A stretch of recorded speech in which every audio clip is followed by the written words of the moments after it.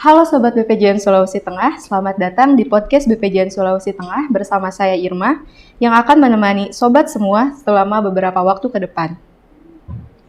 Seperti yang telah kita ketahui, kurang lebih telah 4 tahun pasca bencana gempa, tsunami, dan likuifasi yang melanda kota Palu, Sigi, dan Donggala sejak 2018 silam, yang masih meninggalkan banyak duka dan kesedihan khususnya bagi masyarakat Provinsi Sulawesi Tengah.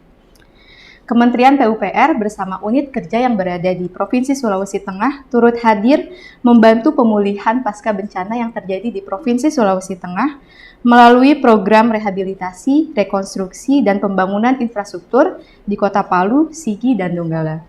Salah satunya yaitu pembangunan kembali Jembatan Palu 4 yang akan kita bahas pada episode podcast kali ini langsung bersama narasumber kita hari ini, yaitu Kepala Satuan Kerja PJN Wilayah 1 Sulawesi Tengah, Bapak Edwin Christopher STMT. Baik Bapak, untuk selanjutnya mungkin bisa kita jelaskan dulu kepada netizen semua ini Pak, mengenai pembangunan kembali Jembatan Palu 4 ini Pak. Silakan Pak. Ya, baik, terima kasih Mbak Irma. Seperti yang dijelaskan tadi, Jembatan Palu 4 ini adalah pembangunan kembali atau rekonstruksi jembatan dari jembatan lama yang lebih dikenal oleh masyarakat Kota Palu itu sebagai Jembatan Kuning. Dengan kolaps atau runtuhnya Jembatan Kuning akibat bencana tsunami pada bulan September 2018, kami dari Satuan Kerja PJN Wilayah 1 Sulawesi Tengah ditugaskan untuk mengkoordinir ataupun menjadi tanggung jawab kami untuk pembangunan kembali Jembatan Palu 4 ini yang merupakan jembatan dengan dana ataupun dengan hibah dari pemerintah Jepang dengan nilai proyek 2 miliar 26 juta yen, atau mungkin di kurs saat ini itu sekitar 240 miliar rupiah, dengan waktu pelaksanaan itu 730 hari atau sekitar 2 tahun Mbak. Dengan telah dilakukan groundbreaking itu pada tanggal 20 Juli 2023 dengan diharapkan akan selesai di tahun depan di sekitar tanggal 30 Juni 2024. Jadi kami dari PJN Wilayah 1 langsung menangani sebagai perwakilan dari pemilik proyek, atau istilahnya di dalam kontrak ini sebagai perwakilan dari klien, untuk melaksanakan penyelesaian atau konstruksi dari Jembatan Palu 4 ini dengan penyedianya atau kontraktor utamanya itu dari Tokyo Construction, dengan konsultan supervisi juga dari pihak Jepang itu dengan perusahaan Osigi, dan Yahio Engineering juga dari Jepang.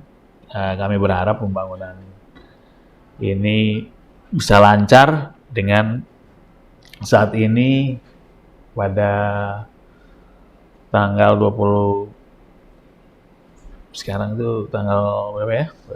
3 ya? 3, 4. Di posisi minggu lalu itu progres pekerjaan sekitar 35%.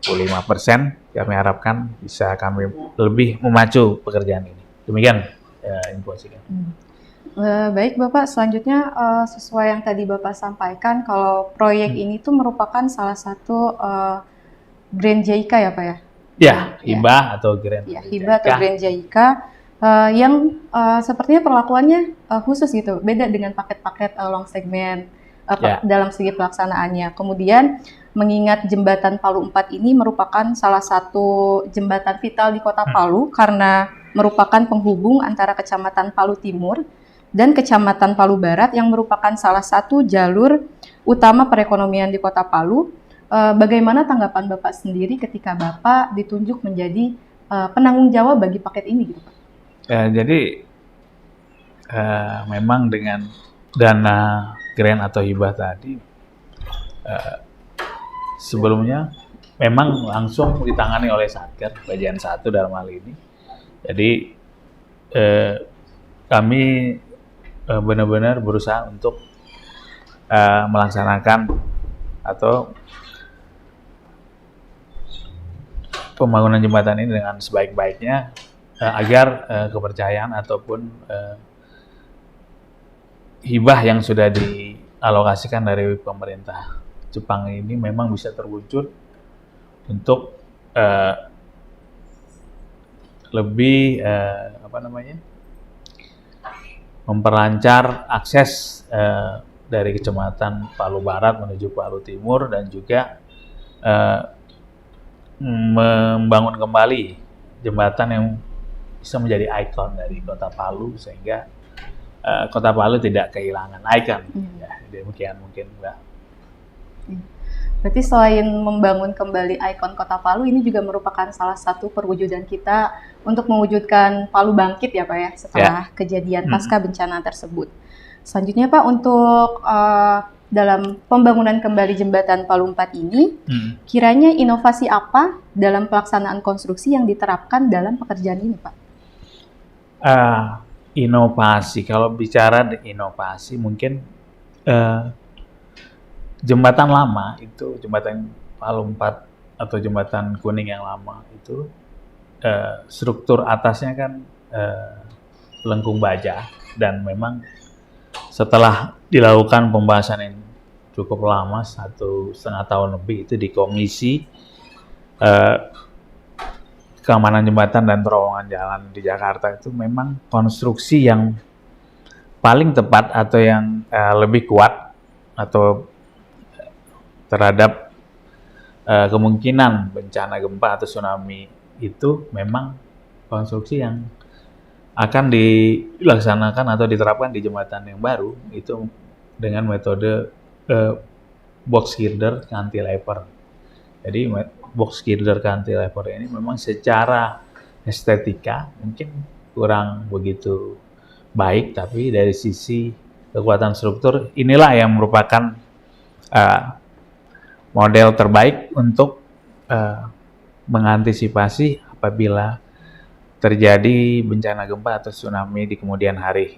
Jadi singkatnya mungkin dari sisi tampilan cukup kaku, tapi dari sisi kekuatan struktur ini yang paling baik dari antara pilihan struktur yang atas, bangunan atas yang lain.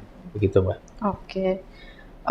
Dalam penerapan inovasinya ini dan kemudian dalam pelaksanaan konstruksi di area kerja, sementara kita tahu kalau area kerja Palu 4 ini ada binatang buasnya gitu ya Pak ya? Oh iya. Yang pernah viral di kalangan kita staf-staf BPJN dan juga mungkin di masyarakat. Jadi di area pekerjaan jembatan Palu 4 ini suka ada buaya gitu ya Pak ya? Nah itu bagaimana cara mengantisipasinya selama pekerjaan konstruksi agar tetap aman gitu Pak? Jadi memang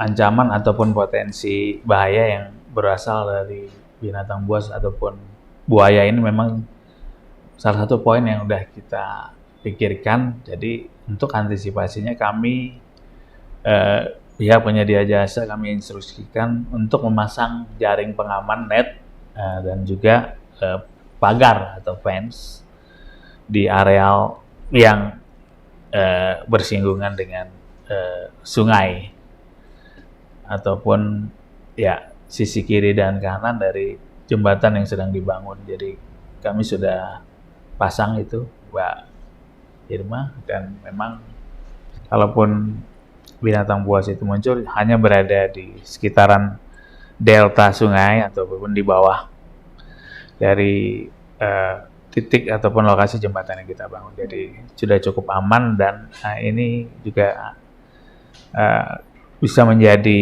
ini aja semacam atraksi untuk dilihat-lihat, tapi tidak mengganggu dari sisi keselamatan dan kesehatan kerja. Demikian, Mbak Irma. Jadi sejauh ini aman ya Pak, tidak ada ancaman dari hewan buas tersebut ya Pak ya? Aman karena dia tidak bisa naik ke atas karena sudah ada preventif dari kita ya, pengaman dan pagar. Baik Pak, selanjutnya seperti yang kita ketahui bersama Pak, selain Bapak menjadi penanggung jawab langsung bagi pembangunan kembali Jembatan Palu 4 ini, Bapak juga di Satuan Kerja Wilayah 1 juga terdapat paket-paket reguler lainnya gitu Pak. Nah, bagaimana strategi Bapak dalam menyeimbangkan antara pengawasan terhadap pembangunan kembali Palu 4 dan juga paket-paket reguler yang ada di Wilayah 1 Sulteng ini Pak? Ya, memang di Satuan Kerja Wilayah 1 ini, Mbak, ada 6 pejabat pembuat komitmen, di mana ada 5 yang menangani paket reguler long segment, dan ada 1 PPK yang menangani paket pasca bencana, tapi di luar jembatan rekonstruksi Jembatan Palu 4. Jadi strategi yang kami sudah terapkan ya, dengan untuk di Jembatan Palu 4 ini kami menunjuk 1 project officer, itu ada namanya itu Mas Rizal, dengan dibantu atau di supervisor dari asisten pelaksanaan kami Pak Joko Tole, sehingga secara rentang kendali kami tidak ada kesulitan karena kami bisa memonitor dan melakukan evaluasi melalui 6 orang pejabat pembuat komitmen dan 1 orang project officer yang khusus menangani ataupun melakukan pengendalian secara langsung di paket rekonstruksi Jembatan Palu 4 ini. Itu kira-kira. Baik Bapak. Berarti sudah kurang lebih 1 tahun lebih ya Bapak untuk menangani paket rekonstruksi Palu 4 ini, kemudian menjabat sebagai Kepala Satuan Kerja di PJN Wilayah 1. Mungkin boleh sedikit diceritakan Bapak mengenai suka duka selama menjabat sebagai Kepala Satuan Kerja Wilayah 1 Provinsi Sulteng ini? Saya pikir lebih banyak sukanya ya. Lebih banyak sukanya Pak? Karena dengan cukup banyak paket pekerjaan yang merupakan tanggung jawab pengendalian dari kami merasa inilah salah satu bentuk pelaksanaan tugas kami selaku Kepala Satuan Kerja, terutama di Sulawesi Tengah yang memang banyak potensi bencana dan juga potensi longsoran dengan topografi ataupun kondisi geografi yang ada di Sulawesi Tengah, terutama di lintas barat, sehingga kami memang senantiasa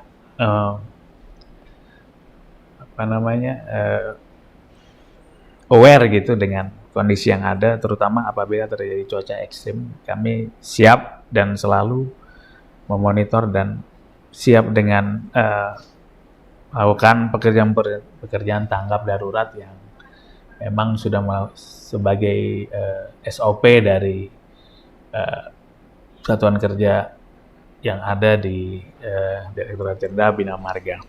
Adapun mungkin bukan duka, Mbak,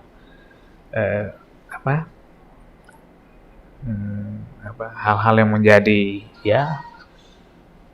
tanggung jawab kami yang cukup membutuh waktu apabila terjadi kunjungan ataupun monitoring evaluasi dari pusat, terutama di Jembatan Palu 4. Kami cukup banyak menerima ataupun melayani lah, mungkin sifatnya tamu-tamu yang dari pusat atau pimpinan kita ataupun tim dari JICA sendiri yang memang secara intens itu mungkin dalam 1 bulan bisa 1 atau 2 kali datang ke lokasi, terutama di Palu 4 dan paket-paket IRSL yang ada di sekitar Kabupaten Sigi. Nah, jadi kami mengatur atau bisa menerima tamu-tamu ini dengan baik karena kami sudah melakukan persiapan di tim yang ada di Satker PJN 1 sendiri. Demikian, Mbak. Tapi meskipun tadi ada mungkin hal-hal yang perlu membutuhkan perhatian lebih, tapi semangat untuk membangun Palu ini tetap menggebu-gebu ya, Pak ya? Iya. Baik, sekiranya mungkin itu yang dapat kita sampaikan pada podcast kali ini ya Pak ya, pembahasan mengenai pelaksanaan rekonstruksi kembali Jembatan Palu 4. Semoga paket pekerjaan ini dapat selesai secepatnya, sesuai dengan waktu pelaksanaannya, dan tentunya dapat mendukung Palu Bangkit. Nah, itu dia Sobat BPJN Sulteng, informasi yang cukup menarik mengenai pelaksanaan rekonstruksi Jembatan Palu 4 yang telah disampaikan oleh Bapak Edwin selaku penanggung jawab dan Kepala Satuan Kerja PJN Wilayah 1 Sulawesi Tengah. Kita doakan bersama-sama semoga paket ini selesai tepat waktu dan tentunya dapat kembali fungsional dan bermanfaat bagi masyarakat sekitar. Kita akhiri podcast hari ini. Terima kasih kepada Bapak Edwin yang telah memberikan banyak informasi pada hari ini. Untuk Sobat BPJN Sulawesi Tengah, jangan lupa menyaksikan episode-episode podcast selanjutnya tetap di YouTube channel BPJN Sulawesi Tengah. Jangan lupa like, comment, dan subscribe. Terima kasih, selamat beraktivitas kembali dan sampai jumpa di episode podcast selanjutnya.